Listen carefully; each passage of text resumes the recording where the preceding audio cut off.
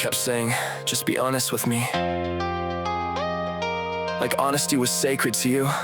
But every time the truth moved outside your emotional comfort zone, the atmosphere changed. Not because I lied, because reality stopped protecting the version of events you wanted to keep.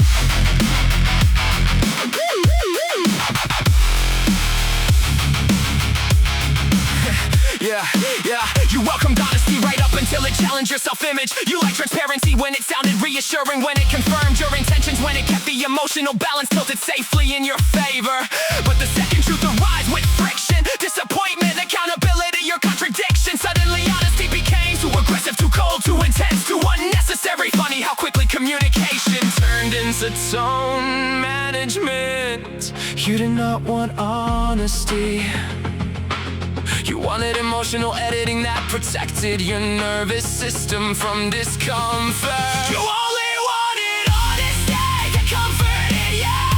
Truth with softened edges, reality filtered through emotional safety glass. You said, tell me how you feel, but what you meant was, tell me in a way that does not disrupt how I see myself. And those are not the same requests.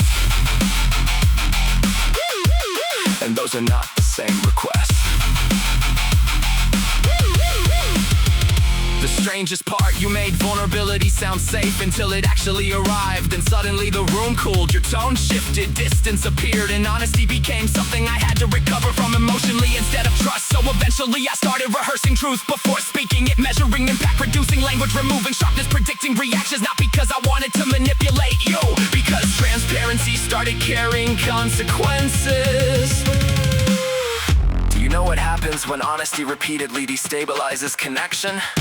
People stop speaking naturally. They start editing, buffering, preparing, softening, diluting, translating, until authenticity itself starts feeling dangerous. And then everyone wonders why communication feels artificial. You only wanted honesty, but protected comfort, honesty that reassured, validated, stabilized, agreed. But real truth occasionally disrupts people, occasionally exposes contradiction, occasionally hurts, occasionally reveals that someone's self-perception does not fully match reality. And emotional maturity is not avoiding those moments, it is surviving them without punishing the person who spoke honestly. You asked for openness, but openness without consequence is not honesty. It is performance, because truth only becomes real the moment it risks changing something. And maybe that was the real terror, not dishonesty, destabilization. Because once someone speaks plainly, you lose control over the emotional narrative. You can no longer hide behind assumption, projection, or ambiguity. Reality becomes shared, and shared reality is much harder to emotionally rewrite.